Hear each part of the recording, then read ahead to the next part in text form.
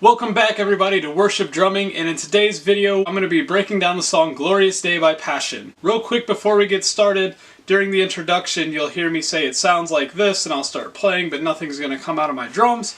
Well, that's because I cannot record my voice audio and my drum audio at the same time, but if you just wait after I'm done explaining and showing you how to do everything, there will be a video of me actually playing it in real time so you can see and hear how the drums are supposed to sound.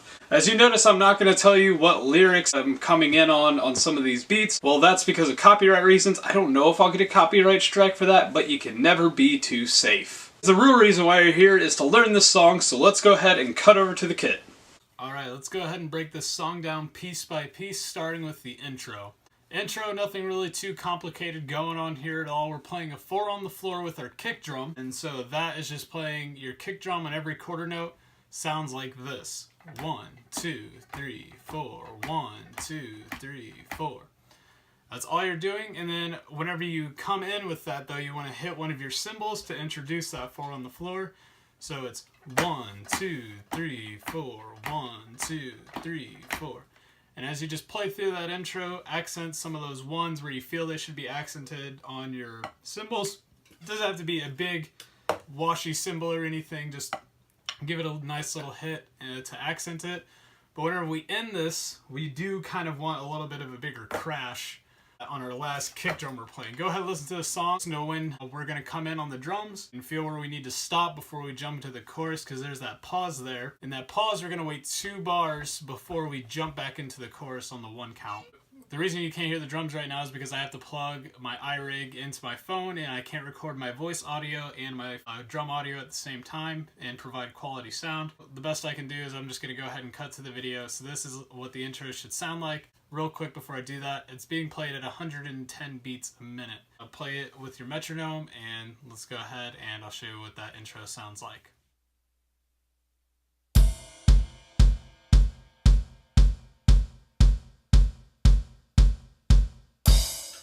Alright, now that the intro is done with, we're going to get into the main part of this entire song, which is the chorus. There's 2 different grooves going on in the chorus. They're nothing too complicated, and so just spend a little time with them and you'll get them in no time. Let's talk about real quick what's going to stay the same through the whole chorus. This will also lead us into how to play the first part of the chorus before we get into the second part of the chorus.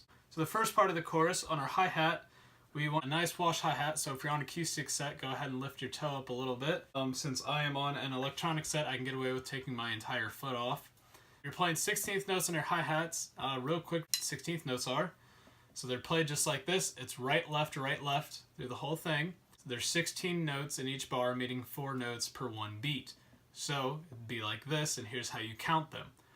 1 E and 2 E and 3 E and 4 E and 1 E and 2 E and 3 E and 4 E and Nothing too complicated going on there with our hands, just playing that nice 16th notes on those washed hi-hats. 4 on the floor we were playing earlier is going to come in here also, and so we're playing each quarter note with our hi-hats. So 1 E and 2 E and 3 E and 4 E and 4 on the floor with those 16th note hi-hats. Now this is going to complete our first part of the chorus with our snare drum. Our snare drum, I'll tell you where it's at, then I'll explain it real quick. Snare drum is going to be on the and of 4 every other bar. So what that means is, so the first bar of music that we're playing, once we crash back in on that chorus, is we're going to play 1 E and 2 E and 3 E and 4 E and now the second bar, 1 E and 2 E and 3 E and 4 E and So you're just moving every other bar, you're moving your hands down on the and of 4, you're just moving it down to your snare drum and crash back in on the next 1 count. So nothing too complicated, and so before I show this to you and before we start talking about the second groove that's in this chorus, to transition to the second groove, work on doing 4 E and on the snare drum. So where you normally play the and of beat 4, play the entire beat 4 on your snare drum. And that's going to give you a nice lead in to the second part of the chorus. Let me go ahead and play the first part real quick, and I'll throw the fill in there at the end so you guys get an idea of what that sounds like, and then we'll go ahead and hop into the second part of the chorus.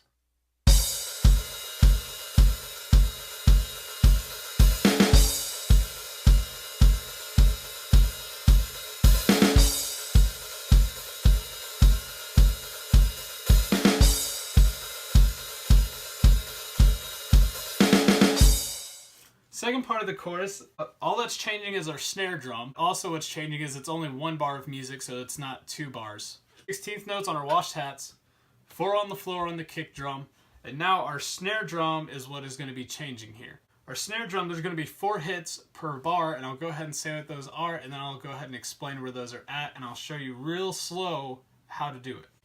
So we're going to hit our snare on the of 1, the and of 2, and the 4. Real slow, it would be like this, just the hands without the foot. 1 E and 2 E and 3 E and 4 E and 1 E and 2 E and 3 E and 4 E and one more time, 1 E and 2 E and 3 E and 4 E and Go ahead and practice that, and how I would always practice that is that before I started throwing that 4 on the floor in there, I just practiced with my hands.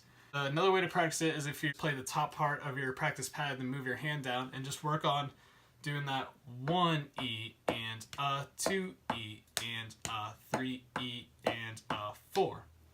And then just throw that kick drum in there. Make sure that kick drum's in the right spot. Before I show you what it sounds like, let me go ahead and show you the fill that's being played here. And also, it's a good time to mention, when I play this at my church, I'm not pausing at all through the entire chorus. You guys can do that if you want, because they throw a few pauses in there. I just don't pause at all whenever I play this. So the fill that he's throwing in there, I'm going to modify it a bit, but I'm only going to modify it by 1 note. So the fill that he's playing is that second chorus groove, and then how he's ending it with the fill is on the of 3. So it's 3 E and 4 E and So it's the of 3 on the snare, 4 on the snare, E of 4 on the high tom, and then the and the of 4 on the floor tom. So let me go ahead and I'll break it down for you again. 3 E and 4 E and so all I do is I just go ahead and I start the fill at the 4, and I just don't throw that extra snare hit in there, so I just play 4 E and So it'd be 3 E and 4 E and That's just the way I like to do it. You can go ahead and start playing it at the of 3. I think it makes it a little bit more complicated, but it would be a good way to build your independence. All right, so let me go ahead and show you what that sounds like.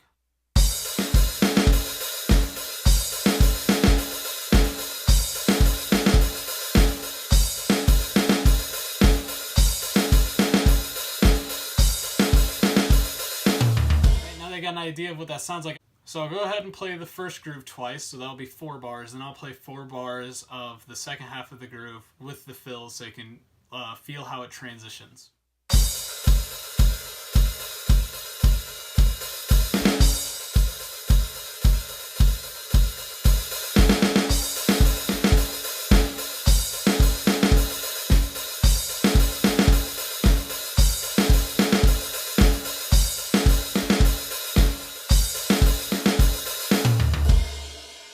We're going into the verse of the song. Verse 2 is just going to be played 16th notes with our hands on our floor tom, driving through 4 on the floor with our kick drum. If you don't like the way your floor tom sounds, you can just play 16th notes on closed hi-hats, which is what I do at my church. And so the floor tom, back to it, you're just going to accent some hits while you're playing through it, and it's usually going to be the entire beat of 4 is what you're going to accent, so it's 1 E and a 2 E and a 3 E and a 4 E and a 1 E and a 2 E and a 3 E and a 4 E and a. Go ahead, listen to the song, get a feel where those accents are, and that's literally all you're doing through that second verse is just playing 4 on the floor with your kick still, and you're still just 16th notes on your hands, accent some of those tom hits. No really need to crash or anything, no cymbals, anything like that.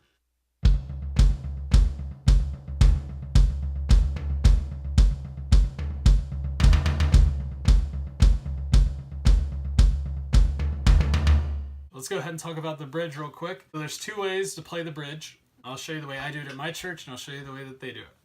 So the way that they do it is a little bit through, just listen to that song again for whenever those 16th notes are coming in on the hi-hat. So he's playing 16th notes on the hi-hat, and just doing that for a few bars. And then he's going to start throwing his kick drum in on every 1 and 3 beat. So it's no longer a 4 on the floor. We're going to build to that 4 on the floor. So it's going to be 1E and a 2E and a 3E and a 4E and a 1E and a 2E and a 3E and a 4E and a... So you're going to do that for a little bit, and then when that chorus really starts picking up, we're just going to change it to the 4 on the floor. So it goes 1E and a 2E and a 3E and a 4E and a 1E and a 2E and a 3E and a 4E and a... So you're just building that up, and then the last part of the bridge, all we have to do is play a crescendo on our snare drum. If you don't know what a crescendo is just when you're going to start real light and you're going to start building that up and just slowly increase the volume of whatever you're playing. And it's going to be one whole bar of music, so all it is going to be 1E and a 2E and a 3E and a 4E and a... Just slowly increase that.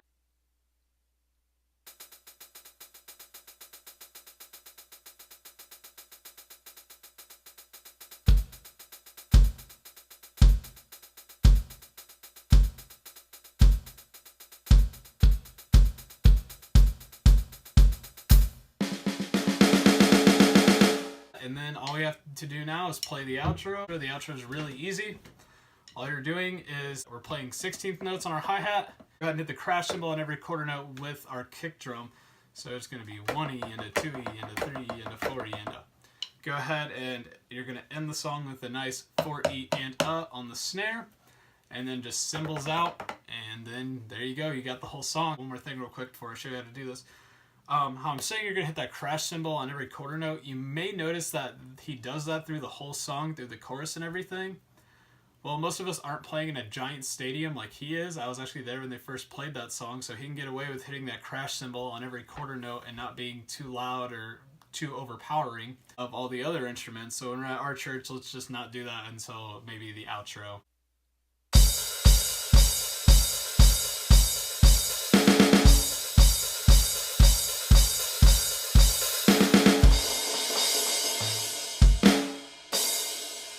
So that's it, and we'll go ahead and let's wrap this video up. I'll meet you guys back over at the desk.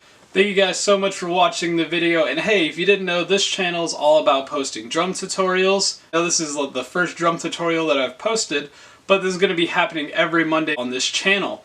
So go ahead and comment below the next song you want me to do a drum tutorial of, and I'll totally break the song down just like we did with the song today. Whatever song gets the most votes, I'll go ahead and I'll make the drum tutorial for that song. If there's not any comments, I'll pick the song. I'll announce later in the week what that song's going to be, because I'll have another video later in the week that's going to talk about drum beats that you can use in any church or worship setting. And at the end of that video, I'll go ahead and reveal what I'm going to be teaching you next Monday. See you guys in the next video.